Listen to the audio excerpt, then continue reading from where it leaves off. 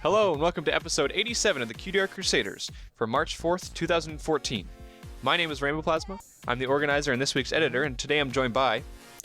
Burn to One, the special guest coordinator. I'm Flutterguy317. I am the media manager. And I'm Atmos Spark. I do the questions and stuff. I'm back. Yay. Yay! Hooray. Yay! You lost your voice last weekend. I did. Yeah. I'm sure everybody almost missed me. Well, you were back for the spoiler cast, so they Yeah. Yeah. They only had... It was like you were never gone. Speaking of being back, it's funny because it's been almost like a week now, so I've almost forgotten, well, not forgotten about it, but it's old news to me. But based on, since last week, I'm obviously back in Canada. Shortly after I recorded the podcast on Friday and the spoiler cast on Saturday, I drove back on Sunday. So I guess I don't know. I don't really like talking about the trip while I'm there, but it's nice that I can talk about it now, now that I'm back. So yeah, I had a fun, relaxing time during my week off at Flutterguy's place. So thanks again for having me, bud. No problem. I just, while you were talking about that, I had this mental image of you, heading home to Canada, riding a moose with a Canadian flag and, maple syrup and, just, really epic style. Well, it was actually, the border was super easy because the Canada versus Sweden gold medal hockey game was on early in the morning, which, of course, I got up for. Yeah. And we won. Woo! Yay. But the border was super quick, and when I got there, the person in the booth who was I don't know if they're Canadian or American, but they had a sports recap of the day, and they were showing the gold medal game, and I kind of chatted them up about it. So that was nice. It was pretty Canadian. Going back was pretty Canadian. How to get into Canada. Just talk about hockey. Who won the hockey game today? Oh, but there were so many. That's the right answer. You passed. Go ahead. You have to add an A in there at the end. It's funny that we're mentioning hockey because this week's episode is 87. 87's the number of a very good hockey player, Sidney Crosby. No one else will care about that. I thought it was a funny coincidence. Let's move on. I had no know idea. that name, actually. It's weird. I don't follow hockey at all, but I know that name. I've already forgotten his name. Captain of Team Canada. Yeah. So yeah, you're back in Canada. I still have my mouse that so yeah, last night Rainbow Plasma has kind of gotten me into playing Hearthstone, which is a new game Damn right. from Blizzard, and it's amazing. And we were playing it last night, and all of a sudden I heard the jangling of keys downstairs, and I live alone, so that was kind of freaky. And turns out I have a mouse that I need to capture now. So he scared the living daylights out of me, though. Yeah. There's someone in your house. I know. He's messing with your keys. Well, because I had made crepes, and to make crepes, I whisk flour with a fork, and then I'll put it into a bowl that I had used to melt butter, and apparently the mouse got into the bowl Had a grand old time. Yeah, because there was rolling around residue in of butter, and apparently somehow my fork ended up halfway across my countertop. So That was a big mouse. yeah, I don't really know what he was doing. I'm taking this with me. At least he didn't take it as a weapon. Yeah. Yeah, you're gonna wake up in the middle of the night and have a fork in your face. Just a mouse with a fork. Yeah, so that kind of scared me yesterday, but I'm back. I'm better now. And also, speaking of stuff that happened while I was at your place, so one of the activities that we did together was watching Twitch plays Pokemon. While we were there, kind of watching that whole thing unfold.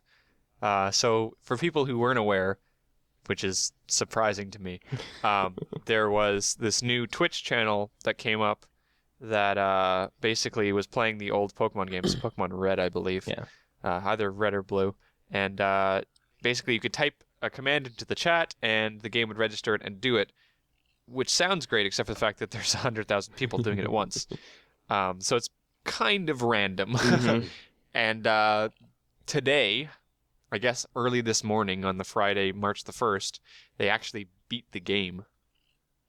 Yeah. Sorry, this is Saturday. March the 1st. Saturday, March the 1st. Yeah. They actually beat the game. Yeah. So now they're going to be starting a new game. That's pretty cool. I mean, Yeah. as a gaming enthusiast, it was really cool to see the fact that they actually beat the game just by perseverance. Yeah. And it took a lot. It was a lot quicker than I had originally thought it would be. Because like you were explaining, I lived a sad childhood and never played Pokemon. Right. But you were explaining like how they have to beat the final bosses and stuff, and it was like, oh well, that's not gonna happen for a long time. Well, it wasn't the final bosses that was hard, it was getting to them. Yeah. The second they got to them, they'd won the game. Yeah. Because that's just a grind. So as long as they could get one Pokemon, they'd be able to get. Anyways, it doesn't really matter. So that was something, and I know a lot of our fans have watched it as well, and a lot of people in general have watched it. So that's a cool thing. There should be some sort of pony version of that. Hey, what, like a Twitch plays what are those games on the Fighting hub? is magic. Oh, hey now. Hey. That doesn't exist. I don't know what you're talking about. Careful, we'll get a C&D. Also, if you hear a dog barking in the background, I've got new neighbors. They have a dog. It barks. As they usually do. Yeah. Well, if you hear jingling of a collar, that's my dog moving positions because he's sleeping. If you hear jingling of keys, that's my mouse. And if you hear Flutter Guy talk, it means he's going to transition to the art. And if you hear snoring, that's just Atmo. Well, I'm not snoring. Oh. Snoring at all. So, Go eat an apple, Burn. Hey, Burn. Why don't you type some notes on your keyboard that nobody can hear ever? Wow. You'll make fun of my keyboard. anyhow, all right. So this week's theme is bright freaking colors, apparently. Yay. It's saturation. That's the technical term. Well, not according to what Byrne put on his on the stream. yeah. It was Well, bright freaking colors with like what 8 E's. we don't always follow Burns' lead. So that means basically like heavy saturation and use of really bright colors, but good use of really bright colors. I didn't want the color theme to be specifically just saturation. I want it to be like super bright, active, interactive is the wrong word. Yeah, Just like really bright colors used well. Yeah.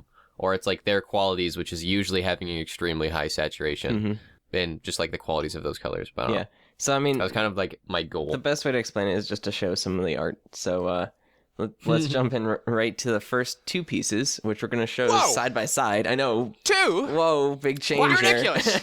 There's cannon. Drop So the force. So instead of showing the piece and the piece with just the value, because that wouldn't really work with pieces that focus on color, we're going to show you 2 everything pieces. would be great. Yeah.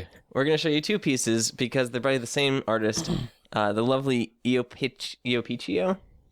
Yeah. Yeah. Oi Picho. The first piece is It's called definitely not Oi. Iopichio. No, Iopichio. The first piece is called The Stars Will Aid in Her Escape, and the second piece is just called Awesome, because it is. So the first piece, The Stars Will Aid in Her Escape, shows Twilight looking up at the moon, as pictured in season 1, episode 1, when she's in the library looking up at the moon with Nightmare Moon. Yes. And the second piece is Rainbow Dash flying, looking oh so awesome. Yes. Yes. So yeah. Well, I mean, they're both interesting in their own way. I don't know. I feel kind of out of depth in this episode because, as I've described to Burns, saturation is something that I don't have a lot of leeway with. I'm not a really big fan of it. And even though I can understand the intrinsic value of, having these higher saturations and they do have artistic value, it's still difficult with some of the more saturated stuff because it does make me I don't know what the right word is, but Scratch your eyes out. it's not as eye pleasing to me, and I really focus on the eye pleasing as opposed to the artistic endeavor in pleasing, See, before you begin, Burned, I just wanted to say that, like, I'll just sit here. I really enjoy these kind of pieces because I do find them interesting. Like, I do understand where you're coming from, Rainbow Plasma, because it's not your typical eye-pleasing color blends and value shading and stuff like that. But, like, I really enjoy pieces by, for instance, My Magic Dream, where there's, like, these bright highlights of really saturated art and stuff like that. And if it's done well, like Iopichio does, I don't know. It's something about the blending. Like, I don't know the technical aspects of it, and I'm sure Bernd, you can fill us in with that. But something about these two pieces just really speaks to me, especially the first one. I agree with Stars. Apple Guy here. He's like I'm gonna call you Apple Guy. I think when it hurts, like I completely agree. Like I also really like the pieces like this that are really highly saturated with a whole bunch of colors. What really starts to hurt is when you've got really bright colors contrasting with really not so bright colors. Like you've got the neon green on black or the neon red on black, that sort of thing. That hurts. But when you've got this sort of thing here, like, yeah, the Rainbow Dash one kind of hurts, the Awesome one kind of hurts, but the whole thing is bright. But it doesn't hurt as much as it would be just that bright yellow on black. Because you don't have that sort of color burning into your retinas. So speaking of Burn, Burn, do you want to take it away? What's going on here? Before I talk about what's, like, I feel is going on, that point Pinky Dash just made, like, that contrast of super bright next to not super bright, is a good point, but there's also, like, the contrast to that point about contrast is that if you have specific, like, extremely bright saturated colors next to other specific colors, like, how they, like, interact with each other when they're, like, specifically put next to each other, and how they interact in contrast with each other can actually create, like, just a blinding effect, equally as blinding effect as if you were to put them next to, like, their value contrast, like yellow and blue. Yeah, yellow and blue or whatever. Like, it just specific colors, whether they're complements or anything, just, like, if especially if they're really different colors, how they just, like, bounce off each other can really just, like, mess with your mind and your eyes. There's some really great pieces actually in the art museum here in Portland that it's basically like they're just, like, 10, 20 foot tall, like, sheets of, like, whatever cloth stuff that is that artists have, like, soaked specific pigments into to be ridiculously blindingly bright. And it's just to show, like, their interactions of color, blah blah blah. Anyway, the reason why I really enjoy these two pieces and, like, wanted to feature them is because how the colors are used, and how the artist, specifically Ipiocho, uses these really bright colors, which in most terms, or how, like, I don't know, normally when you'd see them, like, colors that are this bright just look awful. Does that make sense? Like, you normally wouldn't see colors this bright put into a piece that that even anyone or most people could enjoy. I don't know. It's the creative use of how this artist specifically blends different colors into lots of completely different colors that I find really enjoyable. Because to an extent, when I look at pieces like this, it's not so much that I'm looking at, you know, something that's kind of like something soft or plain. How do I word that? I'm not looking for, like, a visually, like, simple piece or something. I'm looking for something that's really visually interesting, and that's what I find with, like, an episode like this or with pieces like this, that I really enjoy seeing the interactions of color for notions of, like, how cool I think it is or nerdy effects or whatever. So I don't know. It's more the interaction of these crazy colors that's used in basically, crazily colored pieces. Well, it's interesting because in the show, everything is very dull, very not saturated. And if you're starting out as an artist, you kind of learn that, don't color your ponies really saturated and bright because that's not how the show does it. But I don't know. It's something that's interesting because you don't really see it that often in the natural world. But colors do interact in certain ways, and, like, it's not just the blending of colors, but, like, putting different colors side by side or kind of like overlapping certain colors, and I don't know, it's there's something appealing about it. Yeah. Um, Yeah, I really like that contrast too to like really, pastel ponies that we're used to, and then have something that's just blinding like this, because it is that kind of contrast of what we're used to. It's what like what we're used to seeing in ponies, like that pastel, like normal, like very simple, pleasing color scheme, and then just saying like forget that, throwing it out the window. And going something with like just crazy over the top colors like this, and where it's like you're just using and relying on this crazy interactions of color. In fact, like this episode is almost basically an interaction of really bright colors episode more than it is anything. well, it's also interesting because these artists that, or at least this artist, doesn't really use a change in value at all in his pieces. So it's basically entirely reliant on color and change in color to kind of define features, I think, right? More or less, maybe. Yeah, pretty much, actually. Yeah. I mean, Iopichio uses line art and stuff, so there is kind of a separation, so you get like a sketchiness to it.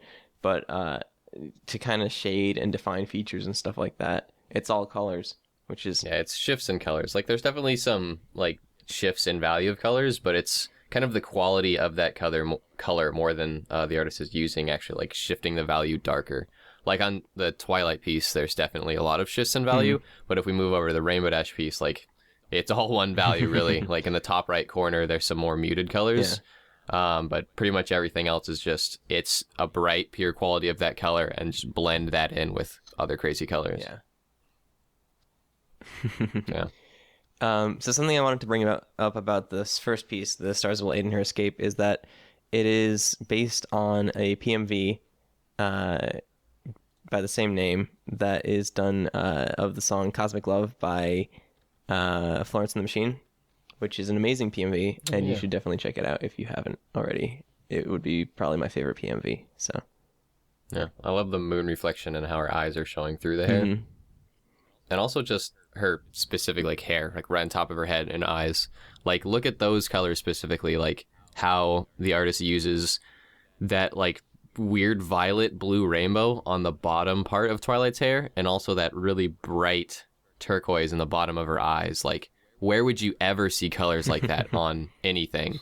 And this artist somehow is like, you know what? I'm going to make that eye. Like, what goes through this artist's mind specifically where it's like, I'm going to make this bright cyan the bottom of Twilight's eyes.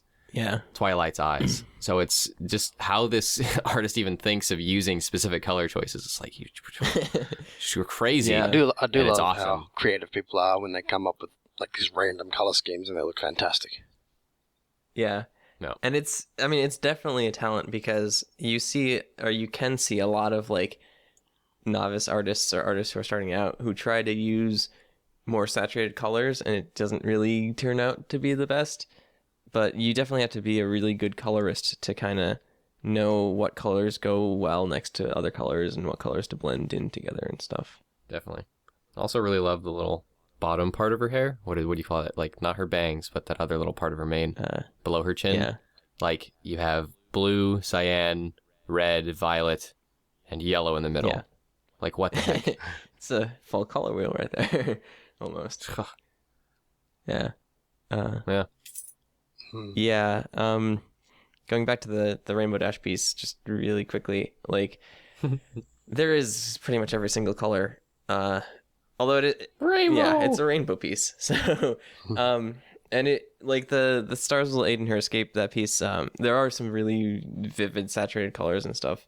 But, I mean, in Awesome, it's just really, really bright. Yeah. Look at the background, too, in Awesome.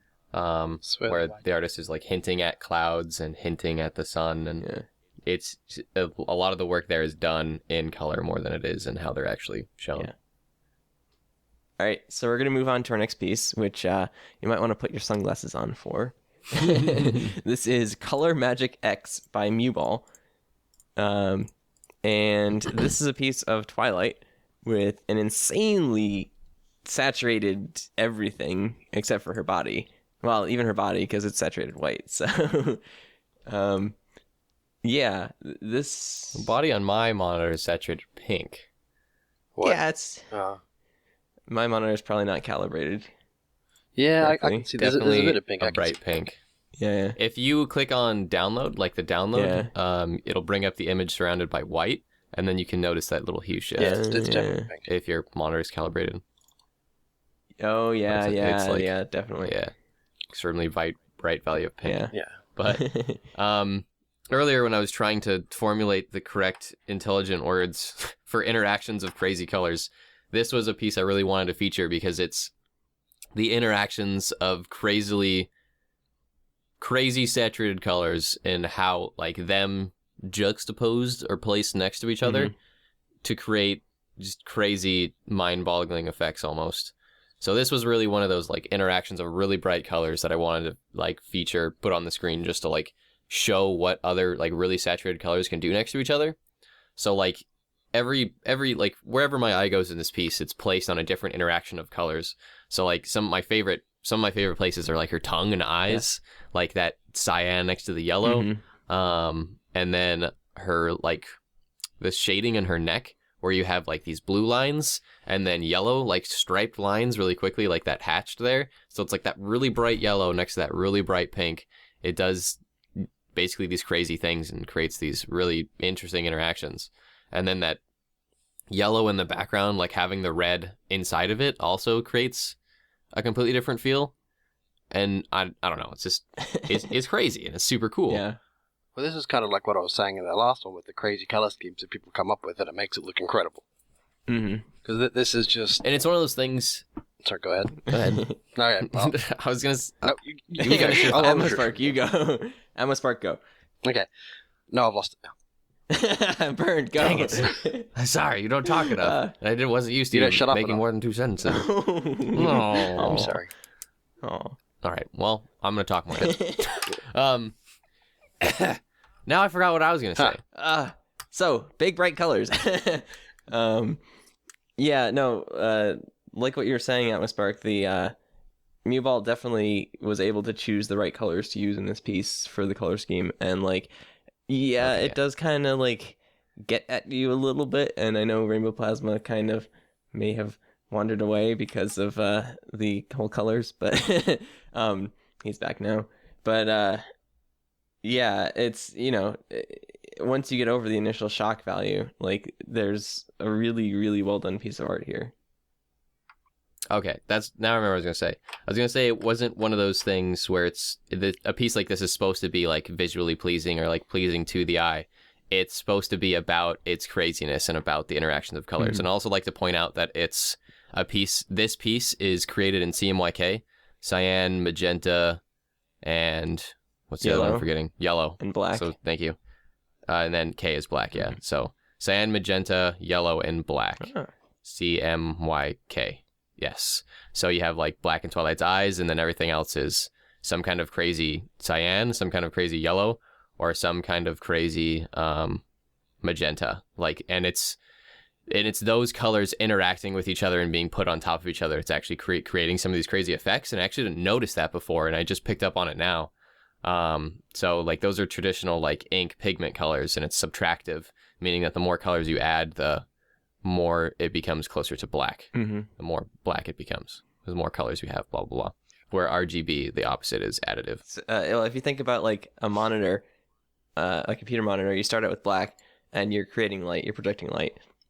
Whereas with a piece of paper or printed material, you start out with white and you're trying to get to black. So it's a different process with both of those. With monitor, it's RGB, and with printed, it's usually CMYK. What's super interesting is like it's actually colors interacting and blending in a subtractive color wheel. So like the best place where you can see this is in the bottom, actually, with the Muball signature, where he has a blue ink or cyan writing over yellow, creating green. So it's that CMYK like color interaction, where in RGB it would work differently, I believe. Yeah. I think. I don't know. I'm not positive. But anyway. Something else. When I was talking about how a piece like this is more about just the crazy interactions of color, also want maybe like our viewers to note that depending on where you look at specific colors changes, even though it's the same exact color, where you're looking at that color changes the interaction or the how you see that color, like what type of color almost. So like I feel like the yellow in the top right with like the red stars in it and like blue around, or like dark blue and magenta around it, it feels like a completely different area of color and different temperature of color than say the yellow in her tongue. Like I feel like when I look at that, it looks much cooler in comparison to like other yellows. Mm-hmm. So like in other magentas in her hair, like the pink in the top of her hair next to the blue feels much more pink than say the pink in her tail when like next to that blue, even though they're exactly the same color, like exactly the same color picked out of the palette. Yeah. So they look different and they feel different, but yet they're still exactly the same. Yeah. What's interesting, because in like the hatching that you mentioned, it looks like they're kind of softer colors, but in reality, I don't think they are. I think it's just because they're in this like pink versus next to blues and more deeper pinks and reds and stuff. Mm-hmm. Yeah. It's like it's really interesting, like how colors interact with the colors around them. Yes. I don't understand it at all, but but it's interesting. Yeah, right. Neither do I. I just pretend like it. And we just blindly follow you. Yes, followers. Just like Otaku AP and Dave. Yes, dance. I mean, a piece like this, there is a really, really big technical aspect to it, but I kind of feel like it's also about the whole raw emotions of it. Just because it is so crazy and it's meant to bring out that crazy, and it's like it's supposed to, I guess, portray Twilight just being crazy. I mean, even the expression and her tongue sticking out and her hair is going wild and stuff. Like, I love it. Yeah, it's like when you have a cartoon, if it like or like in a comic book or whatever, they like, you know, it's something different for the emotions or the actions and stuff like that. I would love to read a comic book that's illustrated with colors like this. Oh my god, Muball, make Dear make a Lord. comic book, please. Muball, please. Yeah. It's more about the experience and how like these colors interact, you know, like this as this piece is like standing alone. So it's like you don't look at it to be kind of like it's that complete opposite of what we're used to. You're not looking at it for like something to kind of like, I don't know, be simple and enjoyable. It's like it's because you can't create a feeling like this piece creates with, you know, pastel colors and simple colors. There's just no way. I was just gonna say, on top of all of this, it looks like Muball had fun making this. Yeah. Muball always looks like he has fun making anything. But yeah, this piece just looks like it's packed with fun. Like, you remember that Lyra one? Yes. The Lyra music one that Muball made? Yeah. Like, that one was crazy fun too. Yeah, that one. Just like the quick stars in the background and all like the hatching is just like blah, blah. Yeah, So I he just was looking vomited through fun. I was looking through his gallery, and those two kind of are very similar. Not terribly similar, but yeah. All right, so our next piece is called MLP Friendship is Vivid by Kelsey Chan.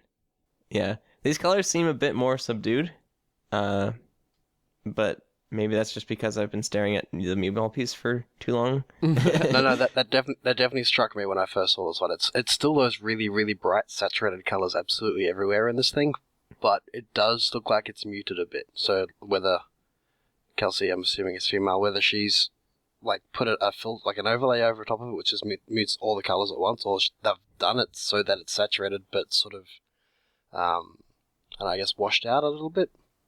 Mm-hmm. It does look muted. It doesn't like jab into you as much as it probably could. No, you're totally right. I wouldn't say there's a filter over it, but the artist definitely used like more desaturated colors as it fades back. So we still have the presence of super saturated colors like in the foreground. So like that puddle Pinkie Pie splashing it. Like that yellow is the same value of yellow we just looked at in the Muball piece, and same with the red and like the magenta or pink on the left-hand side. But then the pink that Pinkie Pie is actually like, it's a similar pink to what Twilight was in the last piece. And then as you go like keep stepping back in the background, colors kind of get a little bit more softer, a little bit more pastel, but there's still enough like really bright saturated colors in certain areas of the piece to create those really interesting interactions of colors that I was looking for. Because some colors on the left, like the cyan above the green, is still extremely saturated, but it's the quality of color more than it's the saturation of it, I suppose. Yeah. Well, I mean, so it's been 20 minutes since I said anything. I wanted to see how long it could go without people making a comment about it. It seemed to go pretty well so far. But I think when it comes to saturation and stuff, I don't find appeal in necessarily the more quote unquote intellectual side of art. I think it's interesting to research, and we definitely talk about a lot of things that go beyond what we see in a piece, and I think it's important. But as I mentioned near the beginning of the podcast, I just think in theory it's important, but in practice it's not something that really grabs me. The first pieces that we featured so far, I'm going to be honest, don't really move me that much, because I, as a person who considers himself a little bit more casual about viewing art, it's hard for me to kind of look past the fact that it is in a way supposed to be visually unappealing, and so that that kind of puts me off a little bit, which is fine because everyone has their own preferences for it. But then we get to stuff like this, which is saturated in its own right and is using kind of irregular versions of these colors, but is definitely more visual pleasing to me, at least. And so something like this is easier for me to look at and analyze saturation compared to like the last piece, which I had zero to say because I didn't really have any. Like I said, it's very hard for me, and I imagine there's other people like out there who feel the same way, where it's hard to get past it. Mm-hmm.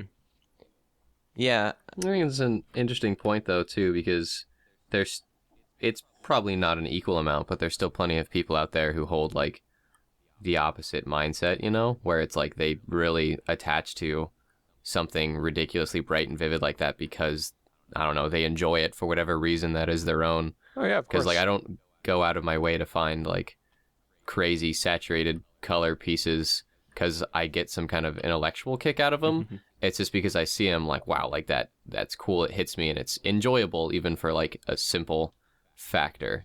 Well, I didn't necessarily mean to say it like it's some sort of intellectual thing. What I meant by that was it was kind of there's a value in those pieces past what we see, and in pieces like these other ones with a huge amount of saturation, there's more weight on kind of past what we see, or at least in the context of what we see, as opposed to just being purely visually pleasing.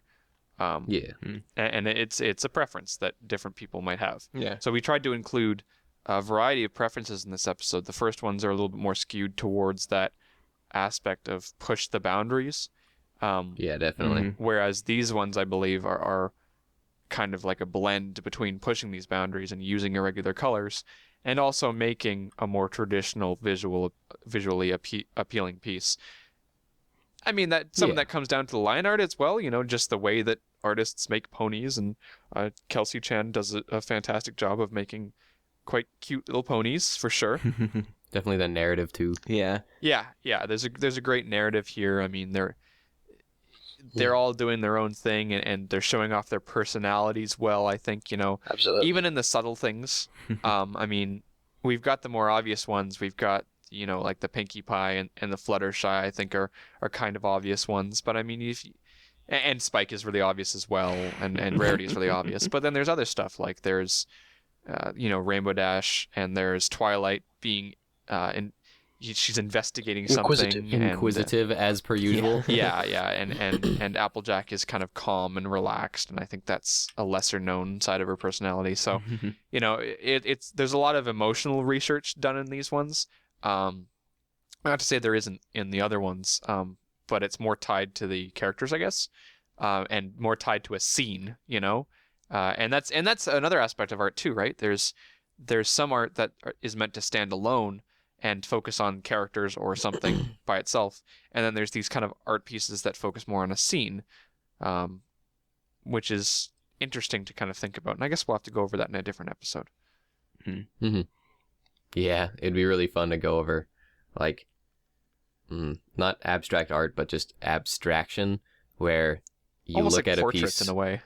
Well, yeah, but there's also the concept in art where there's an art piece that is it's the qualities for it as a thing and what it does, not what it is. So the complete opposite of what we're looking at here, like things, ponies that are creating a scene and a narrative, like the complete opposite, where if there was nothing intelligible at all and it was just huge blotches of colors and it was technically not at all a thing other than a bunch of just colors that we see on our monitor, and we talk about the interactions of that as it is. And like that's the complete and utter like opposite. And we'll also never do it because it's not about ponies. Yeah. Yeah. Yeah, it's true. It's true. I mean, even if it's pony colors. Yeah. But I mean, Yeah. while this might be a more traditional scene per se, it still definitely pushes these boundaries. And I think an important thing to talk about when we're talking about saturation is saturation isn't necessarily extreme brights. It's just the fact that it's infused with an incredible amount of color. And so even things that you might look in this piece, like Pinkie Pie's like coat, it's pink, but it's a very saturated light pink. We can see that the colorful rainbow water that she's splashing in is crazy saturated, but not a lot of people step back and consider the fact that most of their coats are also quite saturated too. They're just not also like super bright and in your face. Yeah. So this piece just takes saturation and it kind of implements it into almost everything, which is really interesting. That's why I'm glad we got to feature this one, because the ones before, like, they were pure, like, 100% saturation in Photoshop. And in this piece, like, just the foreground, like the yellow little puddle thing, and that Pinkie Pie is splashing in, is like that 100% saturation. But as you step back, the artist is upping the lightness. Like, there's more white in those colors. Obviously, most prevalent is the background behind Fluttershy, and actually Fluttershy herself, where it is now a more like muted pastel dull colors with like larger amounts of white in it. But I'm really glad we got to feature this piece because it's still about these interactions of color, and it's all these colors that are still extremely vivid, to use like the term that the artist is using in the title, and like them placed next to each other. And they're still like really bright, saturated colors, and it's just this entire piece that's basically throwing value almost out the window, with the exception that colors are getting a little bit lighter as you step back. And it's just about these crazy uses of colors, whether it's the gradient in the hill, like gradients in the hills, or the like rainbow gradient in the background, and then like the colors in the characters and line work themselves, To me, it sort of feels like, I guess the word I was trying to think of earlier was like soft. They're sort of like, it's sort of a softer colors, whereas you look at the last two that we featured, last three, sorry, that we featured, and the next one that we've got, they're all really sharp, like they sort of cut into each other, whereas this one, even though they don't actually blend, they look like they do. Like everything looks like it's soft. All right, so just a few more things that I wanted to talk about before we move on to the next piece, which we kind of do have because we're kind of running low on time. But just one thing that I wanted to say, because we are comparing this piece to the previous three pieces, is that because it is a full scene and because the colors are, I guess, more desaturated in the background. That's not really a good word to use because the colors are very saturated throughout. But I don't know, it does look a little bit more pleasing to the eye than the others. But I don't know, it's just comparatively, yeah. But it's kind of weird because because it is part of a scene, you don't really realize how saturated the colors are. Like, for instance, the grass in the background, there's this bright cyan, really saturated cyan to the left of Pinkie Pie's tail. And you don't really notice that until you look at it and you're like, yeah, that is really saturated. But, just taking a glance at it, it just looks like it's a continuation of the really saturated green on the other side. So, yeah, I don't know. It's interesting. It's two different ways to use really saturated colors, and both of them do a fantastic job. So, hey Rainbow Plasma, what's up? You should make this piece black and white so we can see what it looks like when there's no color. Now you want to see it black and white? Oh, okay, Burned. Why don't I make it black and white for you? There you go. Mister Thanks. complains about me making it black. Well, actually, no, you don't complain about it, so that's fair. No, I like it when you do that. When have I ever complained? You just don't do it yourself No. because you're lazy.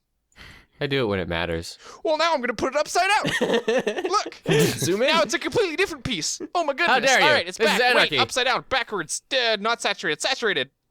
Saturation's to 1,000%. A, B. You should start desaturate 9. it, turn it upside Start- down, and then call start it your 9. own. All right. Up, down. Move on to next piece. All right. So our last piece for today is called MLP Bring Back the Magic, again by Kelsey Chan. So it's kind of weird because same artist, 2 pieces, but this is a completely different style than the last piece.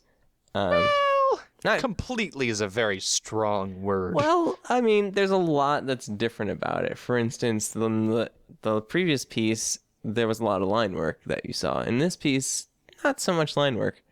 In fact, no line work.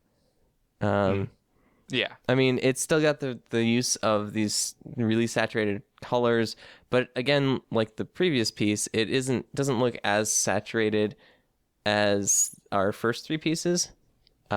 I guess washed out would be kind of the way to put it. But I would disagree with washed out. I think an important thing when we're talking about saturation is a lot of people associate saturation and high saturation with bright colors, like we saw with Muball's piece. And I don't necessarily think that's true because you can get some really you get really deep saturated colors and it's still very saturated. Right. And we see a lot of that here. When you look at the on the ponies right now, to simplify it down, there's 2 colors on them. There's their regular color, which is their kind of like, Rainbow Dash's blue and Applejack's orange and stuff like that. And then there's kind of like their shadow color, which is just a darker version of that. The shadow is very saturated, but it's still dark. So like Twilight Shadow is like a darker purple. It's incredibly saturated, like fully saturated. Yep. But it's not necessarily bright. So, I want to separate this idea that saturation equals brightness because in reality, they're 2 different things. In fact, they're completely 2 different things. It just so happens that a lot of times when we talk about saturation and bad saturation, quote unquote, that it also happens to come with a lot of like brightness as well. yeah. Well, because when you're working in an art program, generally there's different color, not really wheels, but color modes that you can work in, and one of them is HSL or HSV, or sometimes HSB, which is hue, saturation, and value, lightness, or brightness. Which are all the same thing. Which are Or basically all the chroma. same thing, yeah. So, HSC is not a thing. It's not a very common thing. yeah. So I mean, it's very separate. Saturation is very separated from value, and value is where you get the brightness factor, and saturation is where you get the color depth, I guess. Depth isn't the right word, but you know what I mean. Basically, the color saturation. It's The amount recursive, of color. recursiveness. Yeah. I guess in a way you could say the amount of hue. Yeah. Nope. Nope. Well, Nope. no, Can't do that. Yeah, hue's not the right word. Hue is Because- the area on the color wheel. Yeah. It is what kind or type of color. So careful. I was trying to relate it back to HSL standards, Yeah. but it doesn't really work because hue talks about where on the color wheel it is. Yes. Not yeah. Yeah. So But yeah, it's a lot of color. yeah. So something that I That's find basically- interesting about this piece is that the eyeballs or the pupils don't exist. So it's all basically the iris color, but there is kind of this heavy shading on it on the upper half of, I think, all of the eyes. And again, it's like really saturated, but it's an interesting style choice not to have the black pupils in there. Yeah. So much color. I know. Yeah, but again, it's like a deeper kind of saturation, and in a way that makes it more tolerable for me as someone who's more visually inclined. See, what Um, I find odd is that this piece hits me and like is harder for me to look at than the Muball's Twilight piece. Like as I kind of drift from color to color and look at different interactions, it's like it's almost harder for me to focus on than the Muball was. And I find that interesting because I wouldn't have expected that. And I mean, it's that's why it's really important for me to separate the difference between saturation and lightness, because, you know, there are definitely, it's not like I'm looking at pieces like Muballs and going, oh, it's so saturated, that's why I hate it, you know? Yeah. Well, I first of all, I don't hate it, so that's a bit extreme. But, you know, like the reason why I don't like it more than other ones is probably due to the combination of saturation and lightness in it. Because I look at a piece like this, which is arguably the same amount of saturation, and it is much more visually appealing to me personally because it has this lower lightness value. So, I mean, you know, you have to separate those two in your mind, because you can play around with these things in any combination and it'll completely change the piece. Yeah. That is a good point, that when you're working on a piece that is highly saturated, you can work in different, I guess, ranges of value. So like the Muball piece is kind of, well, the outlines are kind of in the lower, I guess, the lower end of the value spectrum. And Say what now? I wasn't yeah, listening. I'm looking for validation from Burn. What do you mean? Well, I wasn't. I was killing the value. Okay. What did you say? In the Muball piece, the Yes. outlines have a low value, Click, click, click. right? The outlines in Muball's Yeah. piece. Like in the main and stuff, because it's darker. A low value mean they're dark. Right. Yes. Yeah. And then Right. and then With the exception of yes and no. The blue has some low value and there's some muted colors because in Muball's piece it's unique because there's color being thrown over like dark things and they blend to create, technically, since it's a subtractive color wheel, a darker value because you have more colors. right. But in areas like her hair next to her horn, like that's a really friggin' bright saturated red, you know what I mean? Right, But then yeah, there are yeah. darker values in some of the outlines. Yeah. But your point being, Well, just that, you know, when you're working in these really saturated pieces, that you can select values or ranges of values that kind of define your piece in a different way. So like the Kelsey Chan piece is using kind of like a lower range of values, although not necessarily, because rarity is also, you know, very white and bright and stuff like that. But yeah, all things come together to define the piece. So yeah, no. What's interesting is like the uses of colors in this Kelsey Chan piece we're looking at right now. Like the value of said saturated colors is still, it's very dark in comparison to others, like the Muball piece or even the piece by Kelsey Chan that we featured before this. Like the value in the Kelsey Chan piece before this, all of the colors, they're extremely saturated and extremely bright and vivid. But the value on it, like when you kill all the colors, it's like super gray tone. It's like it's more than 50% gray. Like it's lighter. It's extremely light. But in the piece we're looking at right now by Kelsey Chan, the Bring Back the Magic, it like when you take away all the color, it is much darker. There are a lot of deep shades of gray and deep shades of color. Very specifically in some of the outline areas and the hair shadows, which I find really awesome in the style, which I'll get into in a moment. And then like Rarity's hair, and then obviously in their eyes, those are a very deep like shade, and then the background as well. So like there's many deep shades of color or darker shades of color, or have you. But then there's really bright areas, which is like obviously the colors of all the characters are a very bright, lighter saturation of color. But then probably my favorite part is what I just mentioned, the shadows in the hair. So like if you look at Rainbow Dash, like the shadows on her mane and tail, do you see how the shadow created from Applejack, when it hits her tail, is like it just cuts off all the color? It just turns into like this like reddish brown. I thought that was really awesome, where the artist was like, when this shadow hits this tail, is no more color. It's gonna cut it off. Yeah. And the same happens in Twilight's tail as well. If you look at it, her tail's still extending. It's not all short and stubby, but her shadow is it's cutting off the color, which creates even more crazy lines to intersect and contrast stuff. Yeah, it's interesting. All right, so we do have to kind of wrap up because we are running short on time. So, but yeah, cuteness. Okay. Somebody say something. Cuteness. Goodness. Yeah, that one. Go! Okay. All right. What kind of mood or tone do you like most when looking for a piece? For example, calm, action, mystery, fear, etc. Sent in by Raingear, who made some amazing fan art for me this week. So thank you.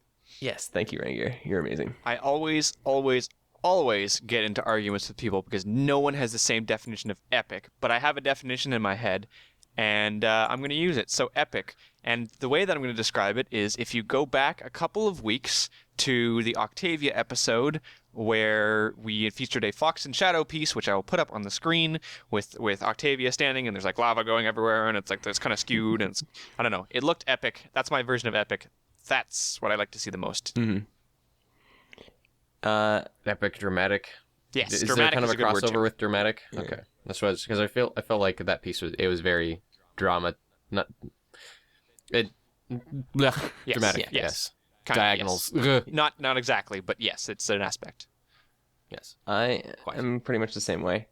I have a piece of art on my cycling on my desktop background, which is it's like a girl who's winged and like it's like there's a ton of motion in it. I can't remember exactly where I found it, but like I really enjoy that piece because there's all these diagonals and sweeping motions and stuff like that.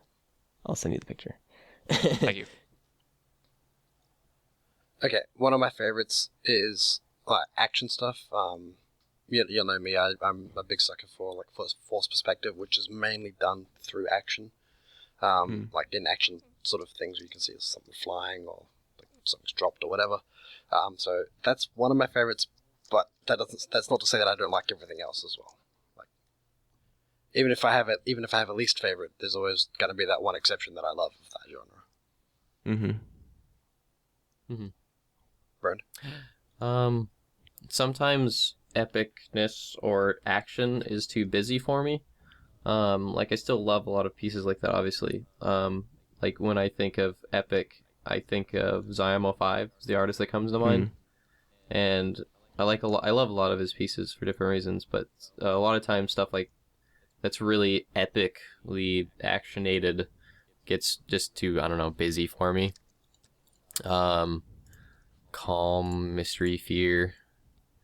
I'm not actually sure what I most like.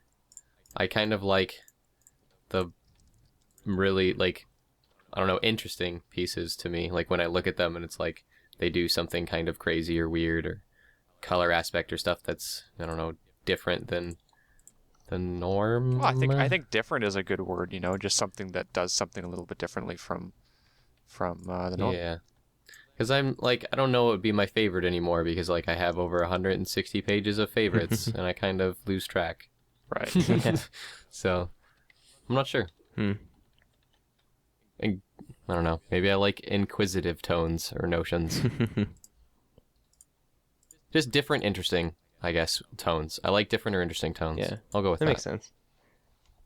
Okay, so we'll have a question. We'll have our answers. Next question. Have you ever been so upset with one of your artworks that you decided to delete it or destroy it? If yes, do you regret it? Sent in by Anonymous. So, if I remember correctly, it was somebody who sent in like an actual name. Send us like a, I don't know, screen name, or if you don't have like a DeviantArt user, just make something up on the spot, just so we don't say your name. Or let us specifically know we can say your like first name or something. Yeah. Because we're not going to if we're not given permission. We're not making assumptions. Right. So. Yeah. I'm not an artist anymore. Haven't been for a while, but I don't know. Part of it was just I got frustrated with traditional art because I'm no good at it, and that doesn't mean I couldn't learn or anything like that. I just didn't have the time, which is the reason why I'm not an artist anymore. But yeah, I have many pieces where I had a good idea, but I just didn't have the necessary skills at the time to make it look good. So I'd start it and then go, this looks awful, and then not finish it. That was almost every single piece of traditional art that I did was like that. So yes, I have had that. There isn't any art that I've wanted to destroy or like scrap. There's a lot of art that I started but never finished and never like released. But the first piece that I ever made was it was a vector of Twilight, and I did go back and change it, like fix some stuff up, but no, I haven't really scrapped anything. I'm the same. You can, if you really want to laugh, go back and look through all of my old DeviantArt stuff, because it's all in there, all my old stuff. I've also got a lot of old stuff that I haven't finished, or I've just like lost interest in, and it's just sitting in my to be completed folder at the moment. So they may eventually get done, but maybe not. I'm a big believer of, even if you don't like it, finish it anyway, because you'll probably learn something from it. So even if you don't like it, it might be something that you tried on that you think, oh, that's kind of cool. I don't like the thing overall, but I like that little one thing, so I can do that next time. Yeah. It's a good point. I've made a lot of traditional stuff for school, but I've never like made something or put enough effort into something where it's like I'd hate it enough to destroy it. That being said, there are 2 pieces I did in painting 1 that I absolutely hate and would never show anyone ever, but I have, and they're just sitting over there in the corner of my room. And if ever I needed canvases, I would totally paint them back over so I can reuse them, because I will never show them to anyone. I'm too lazy to throw them in the garbage, and I could also reuse the canvases. So someday I'll probably destroy those. But in drawing and stuff, it's just too easy to like archive stuff, and they're quick drawings that you learn from, so I wouldn't want to destroy it. Also recently, I did an abstraction painting for an assignment in painting 2, and I did not like the final outcome. So I was thinking of cannibalizing it or painting it back over like completely black, or like reusing the canvas or something. But then my teacher really liked it and had a lot of compliments for it. So maybe I won't. I don't know. But I don't have any regrets so far. And I would not regret destroying the 2 pieces that I hate. So Cool. Yeah. All right. Well, there's the questions. And yeah, I guess that's basically anything. Do you want to run through the plugs really quick, Atmospark? I can do that. Okay, so we have a DeviantArt page, cutieartcrusaders.deviantart.com, Facebook Cutie Art Crusaders, Twitter @CutieArtCrusade, and an email address which is cutieartcrusaders@gmail.com. Got a bunch of questions this week, which is kind of cool. Well, actually, pretty cool. Thank you, guys. Also, a few people will be sending in art suggestions for like when we announce the themes and stuff. We do look at those. So sometimes they don't fit exactly, or we find stuff that we sort of think fits a little better. But we do look at them. Yep. Cool. Yeah, I mean, people have been even suggesting episodes and like giving lists and stuff, and like we look at them as well. That's cool. Yeah. We reserve the right to. So speaking of episodes, our theme is going to be right here. Yay! Yay, theme! Yeah. Yeah. All right. And there's a spoiler cast after this. Yes. And there's a spoiler cast after this. Yeah. So, stick around for that if you want. Otherwise, this is the end of the episode. So, thank you guys for watching, whether or not you're on the live stream or on YouTube. We love you all the same. My name is Rainbow Plasma. My name's Burned. I'm Flutterguy317. I'm Atmospark. And we'll see you guys next week.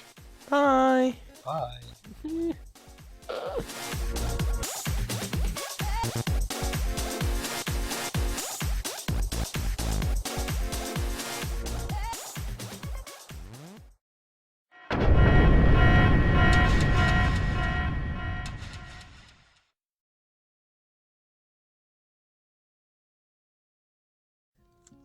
Hello, and welcome to the 15th spoiler cast of My Little Pony Season 4, done by the Cutie Art Crusaders. My name is Flutterguy317, and today I am joined by Rainbow Plasma. Hello, everybody! And Burned01. Hello. And Atmospark. Hello. And today we're going to be spoiler casting Season 4, Episode 16. It ain't easy being Breezies. And the reason that my fellow cast is talking in accents is because the Breezies, who are so adorable, talked in accents. So... What are you talking about? We ain't talking funny. Yeah, speaking in our normal accents. You don't sound Canadian anymore. It's weird. This is the traditional Canadian accent. Indian, sorry. Just a little bit. Went a little bit Indian there. Not quite. So we were trying to figure out before we started the spoilercast what accent that closely mimics. And Swedish. we kind of figured Swedish / Gaelic / something it's like super Swedish. Like yeah, like people. It's like super stereotypical. it's Swedish. stereotypical Swedish. Right. Yeah. So it's not actually like Swedish. Like I'm sure that there aren't, however many million people in Sweden walking around talking like that. It reminded me of there's an Animaniacs episode where they're in Sweden and Wacko is at a Swedish meatball eating contest, and everyone was talking with basically the same accent that we heard today. And then they went to Canada and rode a moose and talked to Mounties because apparently they're everywhere. Yeah. Yay, country stereotypes. Yeah. Well, it was the So same. anyhow- It's the same when people come to Australia. Like, everyone expects there to be kangaroos and koalas everywhere, but they're really not. And then, relevant Andrew Libman came to Australia for PonyCon AU, and the first thing she did was see a koala in a tree. So they are Where's- there. Where's Yeah. your Barbie? I heard you put shrimp on it. That is the biggest stereotype. Or Fosters. Yeah, Foster's. Pretty sure as soon as How you do you step off, protect your babies from dingoes? I'm pretty sure as soon as you step off the plane in Australia, they're like, "Good day, mate. Welcome to Australia. Here's your complimentary koala." Except they say So- it using a bunch of words that we don't understand. Yeah. Yeah. Also, when you came to this country, you gave me a koala. That doesn't Yeah, help true, the I have- stereotypes. I have 2 koalas right here. I'm gonna make them do a little dance for me only because you guys won't be able to see this. But I have one climbing on my microphone, I mean- so there. They can dance if they want to. Can leave your friend behind. No, don't drop your boomerang. Don't drop your boomerang. We had to Pick work it back in up. somehow. Moving There we go. forwards. So anyhow, about this episode, so we start out and Fluttershy is talking to the main 6 about cheering for the Breezies as they come through, which is interesting because in an earlier episode this season, Fluttershy went to go visit the Breezies, and we actually saw that. I can't remember what episode number it was, but it was the episode Come on, where... with Discord. Continuity. The one with Discord. Yeah, that the one with episode. Discord. And because she got on the train and Pinkie Pie Yes. chased after her, and, Yes. yeah, et cetera, et cetera. The continuity. Yeah. Bern already said that, but I wanted to say it too. It's good. You wanted to It feel gets the point included. across. Exactly. Yeah. Yeah, so it's interesting because Fluttershy is teaching the main 6 to cheer quietly. Yeah, it was the opposite of season 1 episode Sonic Rainboom, Yeah. where The irony. It was a little funny. That was a little funny little throwback there. Toss I thought back, this yeah. episode was actually really well written. Just starting Mhm. off with, the last couple of ones have been a lot of Thanks, fun. Megan And, McCarthy. we're really good, and we've seen 2 Fluttershy episodes like not back to back, right? What was last week's again? Yeah. It was back to back. back to back, yeah. Yeah, so we've seen 2 Fluttershy episodes back to back, which is good because I singled her out as the one pony that had no episodes and was really being ignored most of the season. Mhm. So obviously they just stacked him near the back. Well, I mean, we still have, 11 episodes? No, 10 episodes to go? Something like that. Yeah. Yeah, no, it's really nice to see that back to back. And we kind of expected the last episode, which was the singing one, to be her key episode, but it turned out that this episode was her key I episode. didn't expect it. I wouldn't Well, no. have been surprised. That's but yeah, fair, this one's her key episode. And I Yeah. still have people coming up to me being like, "Dude, I have this theory. I think that this was going to be your key episode." And I'm like, "I know. I totally called it." Oh my Yeah. gosh. I like that But yeah. they did the sort of kindness key really, really well. Yeah. Like, Yeah, I they didn't definitely- expect something like it's obviously going to be I'm too kind and etc. But the way that they did it in this case was really, really well done. Yeah, definitely. And they also made it so that I don't know, maybe this isn't quite accurate, but they made her realize her key without showing the key itself. It was more like she realized a lesson and then later was given something that became the key. Yeah. Well, she that's did the see same the kind rainbow of thing path. with. Yeah. Yeah. But yeah, it was a really good lesson. It was a combo. So there's two things that happened. She taught the Breezies how to be nice, right? She taught Seabreeze how to show a little bit of kindness, but she also learned herself that kindness isn't always the be all end all.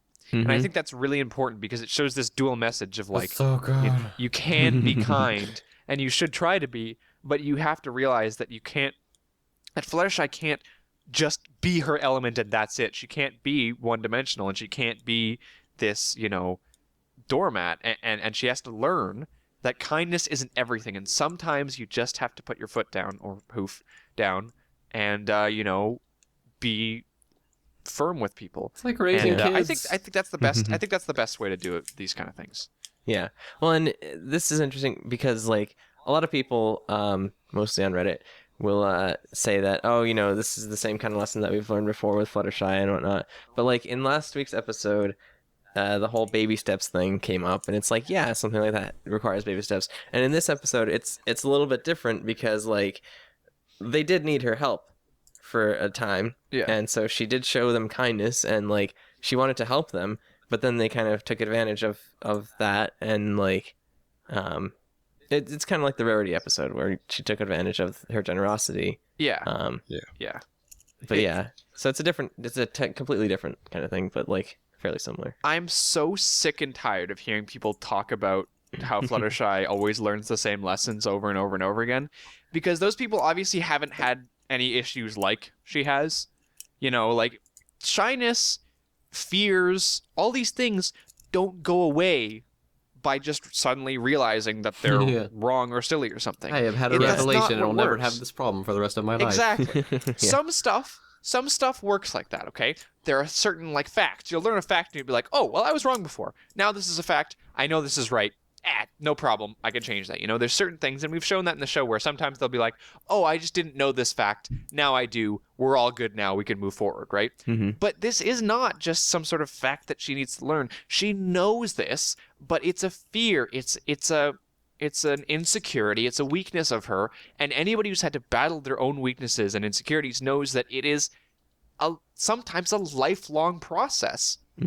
And so these things, that's why last week I mentioned the baby steps things was perfect, because that's exactly what needs to happen. It's baby steps. It happens over time. It's like the writers were saying, look, guys, we know it's the same lessons that Fluttershy is always doing, but she's making slow progress. That's what has to happen. And she's a great character for people out there who are making this slow progress and who look at this and go, oh, look, all these people are improving themselves. They need a character who's making this slow progress, who's showing them that you don't always have to have some sort of huge dramatic reveal where everything is suddenly okay again. Yeah, and it's the writers do a great job in like the fact that they introduce kind of variance on that whole theme. She is making slow progress and whatnot, and they are similar lessons, but like there's enough of a twist on it that it's not like the same exact thing over and over again. Yeah. So it's like, yeah. But anyhow, back to this episode. So the Breezies kind of come through, and they apparently, it looks like they can't actually flap their wings, at least that hard. It looks like they just So they have to like catch the wind with it. Yeah, they're like sails on the wind or something like that. So the Pegasi have to generate a breeze to get them moving and stuff, which is interesting. I really like the way that they handled that one character. His name is Seabreeze. I really like the way they handled him because he was this like big aggressive person, but the more you learned about him, the more you kind of understood his point of view. Yeah. At the beginning, you're like, "Whoa, a bit aggressive there, tiny little bud." Yeah, they even have that part. Yeah, but then they eventually you do get to see his point of view, and I think it's important because as an emotional, loud-spoken kind of guy, sometimes we can really come off as jerks, but that doesn't mean that we're always jerks, and it doesn't mean that we don't have a valid point of view. So it was nice to see that, and it was nice to see him learn that kind of lesson at the end. Yeah. Yeah. Then that whole like Sorry, go ahead. I was gonna say I will admit with the voice modifications, I couldn't tell that was male at first until somebody started saying he. Yeah. Yeah. Well, there- that point. Yeah. I don't think there was any body difference between. Yeah. So it didn't really. You couldn't tell. But Yeah, it speaking didn't of matter. like appearances, those Breezies are so cute. I I've like already the seen main people six making Breezies Breezies. most. Yeah, the main 6 Breezies. I So was cute. trying to see all the small ones in the beginning, and it was really hard to see, but they looked like a bunch of them were like tossed back just to ponies. I think I even saw like there was one, it looked like a Spitfire pony. It had like goggles and junk, That's Yeah. cute. but it was so tiny, and even the 1080 resolution that I was watching wasn't the best. Yeah. Yeah. No, it was. Yeah, they were interesting, and it was nice to. It was nice that we got kind of like a closer view on them, because at the beginning too, I was like, oh well, I don't even know what these look like, little fairy things. Yeah. But then we got up close and personal with a lot of them. Yeah. It's this really Well, weird it's- like Smurf toss back. Yes. Oh my god, I got a huge Smurf vibe from it. Yeah, it's really interesting because like ponies are adorable partially because of their huge eyes, and if you look at Breezies, like their eyes are even bigger than ponies in They're like comparison to their 70% eye. yeah. Yeah. So ginormous eyes equals ginormous cuteness factor. But I did like when the main 6 became the Breezies, how they like their manes became like ridiculously long. Flowing It's in the breeze. Yeah, so over the top. Yeah, it's great. Especially Rainbow Dashes. Jeez. Yeah. Um, I But, actually I wanted to bring up the point because I've been kind of negative on Pinkie Pie the last like month or so. I thought that she was really good in this episode. mhm. I thought that the way that she was handled and the way that her character was kind of done was really good in this episode. Like it conveyed her personality without just making her like a joke. Yeah, That was good. no, I agree. As someone who actually has been liking Pinkie Pie more in season 4 than in the previous seasons, I do agree that with the last episode it was kind of a little over the top, but like, they definitely kind of toned it down this episode, and she was very, I guess, moderated in terms of her enthusiasm, but it was still there, so it was nice. I was totally expecting thought- it to explode from confetti. Yeah, I was expecting Yeah. when she was like gonna explode, that leaf was gonna like fall, like float down and hit Pinkie Pie, and then she was gonna like and like confetti was gonna go everywhere. Yeah, kind of like Fluttershy with the leaf. Exactly. Yeah. By the way, I like just this, remembered last week wasn't Fluttershy. Last week was CMC. Oh, that's right. So 2 weeks ago. With Twilight, Sorry. yes. Scratch everything that we've been saying. Everybody in the chat has already told us how much of an idiot we are. We realized it, I swear. Just now. Just Yeah. have to be patient, keep watching, have faith. So but I don't know. This episode, it didn't really have that much to it. Was the strange thing. Like it took place in like 3 locations. Yeah. You know, like it started with the Breezies coming through town, and then it went straight to Fluttershy's like cottage, stayed there for the most of it, and then ended up on the journey back to the Breezies' home. Mm-hmm. Their journey in the breezy home was kind of pretty though, like that whole. Yeah, it was. Yeah, it that was was- really cool. I liked that a lot. It reminds me of the whole rainbow, like underneath, what is it, Cloudsdale? Like the Rainbow whole Falls? shimmeringness. Yeah. It was really interesting. Yeah. I love the little quips that the main 6 had when they entered, like Rarity with the, I should have brought my sketchbook, like something like that. Also, Yeah. besides Smurf tossbacks, what are those? They're like, it was a show I never watched because I think it was before my time, but it was like these little animal or weird colored people like things that were super small, and they like, it was this cartoon or something, and they basically like lived in like a city or something underneath like people. You know what I'm talking about? The only I reason I don't know. know they exist is because I see them make fun of it on Robot Chicken. Fraggle Rock? Yes, that. Yeah. What is, like, tell me about that. Three's Company. Fraggle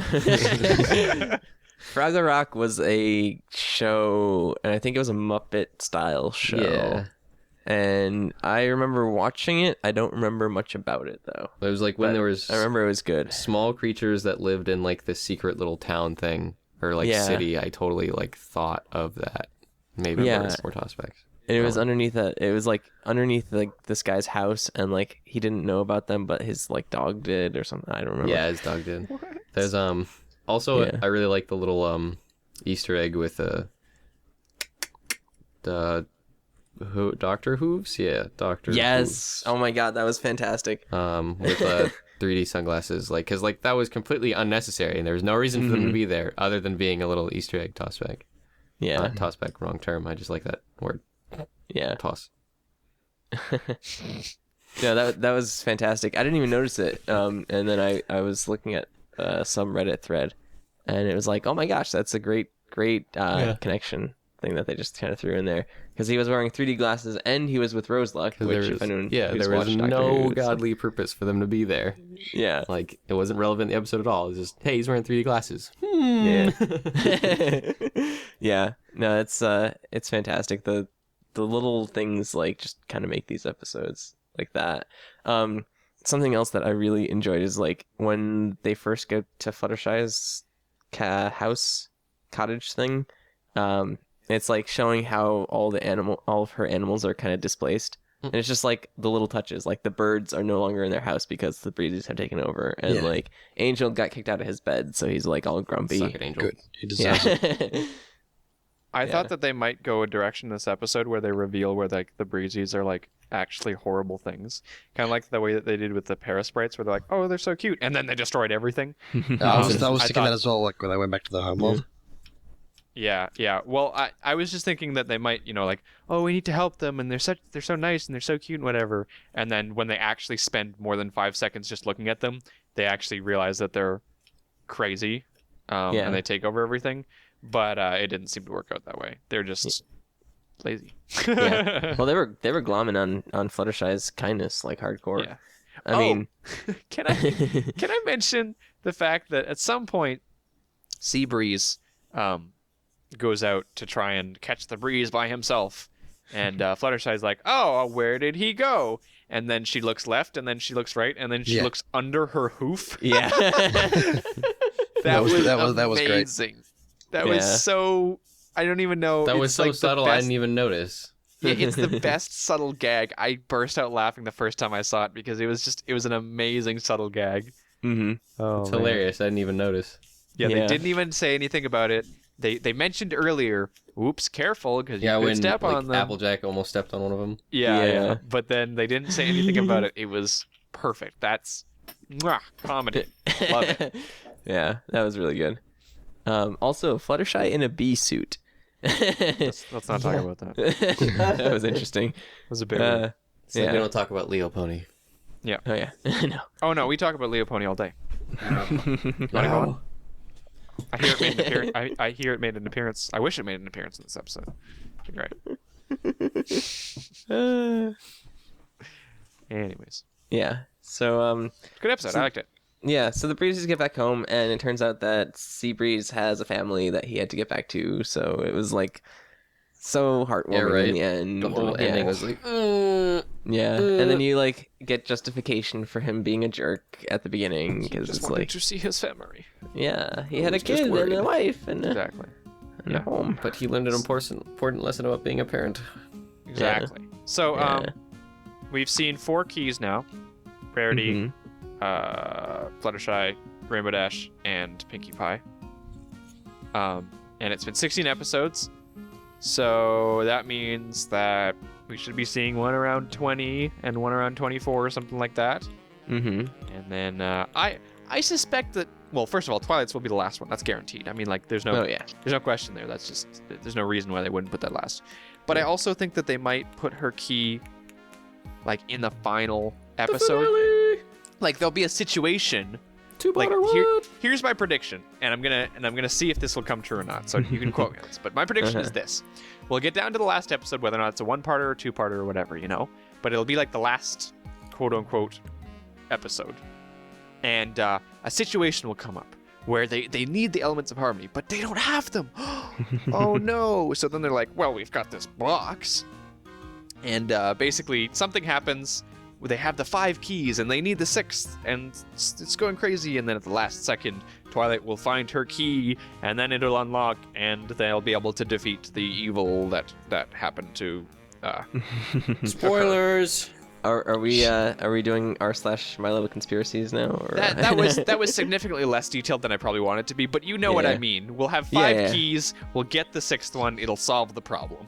Yeah. See, I'm taking a different approach. I'm thinking that they'll have the 6 keys, but they don't know what to do with them, or that they're keys at all, because they're these objects, and the finale will be them figuring out that they are the keys. Or Oh my goodness, we had it all the time. That would be an aspect of it. I think the difference is I think that she'll get her last key like in the nick of time, and you think that she'll get it before, and the episode will be all about figuring it out. Yeah. Interesting. It could go either way, I think. We'll see. No idea. But yeah, so unfortunately we do have to kind of wrap this up because we are running short on time. But I think we all enjoyed this episode. It was fun. So thank you guys for watching this spoiler cast, and come back next week for Cutie Art Crusaders and for another spoiler cast for episode 17 of season 4. We'll see you later. Yeah. Bye. Bye. Love you. Love you. Heard and hate and speaking